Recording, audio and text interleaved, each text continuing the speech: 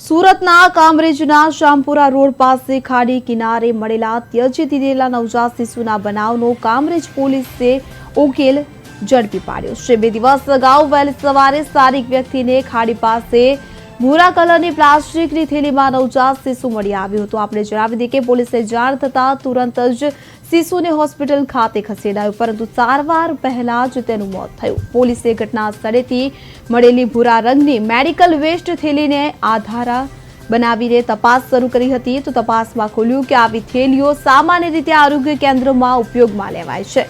Police Kamrej સામૂહિક આરોગ્ય કેન્દ્ર સુધી પહોંચી હતી અને ત્યાંના સીસીટીવી ફૂટેજમાં રાત્રે 3 થી 4 વાગ્યાના અરસામાં એક યુવક ભૂરા રંગની થેલી લઈને બહાર જતો નજરે પડી રહ્યો છે। આ ફૂટેજના આધારે પોલીસે આખી ઘટનાનો ભેદ ઉકેલ્યો। આરોપી સુધી પહોંચી ગઈ।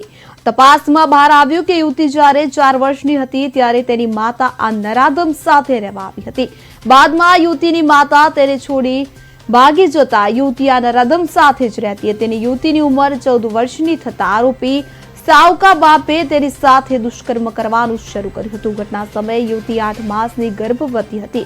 પ્રસૂતિની પીડા થતા આરોપી યુવતીને કામરેજ આરોગ્ય કેન્દ્ર ખાતે ઉલટી અને પેટમાં દુખાવાની બહાને લઈ ગયો હતો અને રાત્રે હોસ્પિટલમાં યુવતીની પ્રસૂતિ કરાવી આરોપીએ નવજાત શિશુને મેડિકલ વેસ્ટની થેલીમાં નાખી ખાડી પાસે ફેંકી દીધું હતું। કામરેજ પોલીસે તેની વિરુદ્ધ માનવ વધ અને પોક્સો એક્ટ હેઠળ ગુનો નોંધ્યો છે અને વધુ તપાસ હાથ ધરી છે।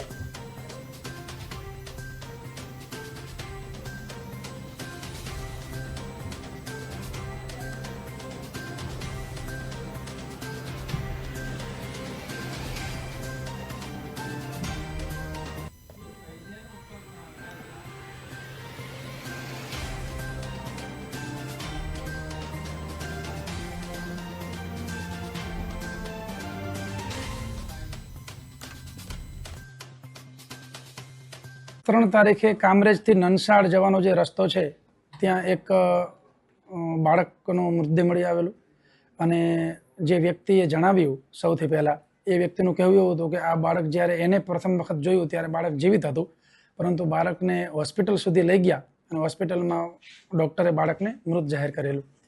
આ જન્મજાત બાળક હતું અને ખૂબ ગંભીર ઘટના હતી, એટલે અમારી જે ટીમ છે એને ખાસ સૂચના આપવામાં આવેલી ડિટેક્ટ કરવા માટે।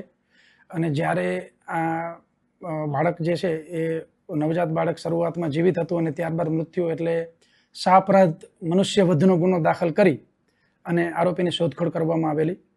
આ બાબતે આરોપીની અમે જ્યારે પકડમાં લીધા ત્યારે ગંભીર ઘટના એ બાબતની ધ્યાનમાં આવી કે જે આરોપી છે એ આ ઘટનાના જે વિક્ટીમ છે એ વિક્ટીમ દીકરીના પાલક પિતા છે અને દીકરી જ્યારે 14-15 વર્ષની હતી ત્યારથી અત્યાર સુધી એનું શારીરિક શોષણ કરતા આવેલ છે। એટલે એ બાબતમાં દીકરીની અન્ય ફરિયાદ લઈ અને બળાત્કાર અને પોક્સો મુજબનો ગુનો દાખલ કરી આરોપીની ધરપકડ કરવામાં આવેલી છે। ખૂબ જ હિનિયસ પ્રકારનું ક્રાઇમ છે। આના બંને ગુનાની અંદર આરોપીની ધરપકડ થઈ અને બંને ગુનાની અંદર તમામ પ્રકારના વૈજ્ઞાનિક પુરાવા મેળવી અને આરોપીને સખતમાં સખત સજા થાય એ પ્રકારના પ્રયત્નો કરી રહ્યા છીએ। અને તમામ મુદ્દાઓ તપાસને લગતા જે છે એમાં ડીવાયએસપી શ્રી અમારા અંગત ધ્યાન આપી અને આઈઓને માર્ગદર્શન આપી અને તમામ પુરાવા મેળવી નામદાર કોર્ટમાં ચાર્જશીટ કરાવીશું। 3 તારીખે કામરેજથી નનસાડ જવાનો જે રસ્તો છે ત્યાં એક બાળકનો મૃતદેહ મળી આવેલું અને જે વ્યક્તિએ જણાવ્યું સૌથી પહેલાં એ વ્યક્તિનું કહેવું એવું હતું કે આ બાળક જ્યારે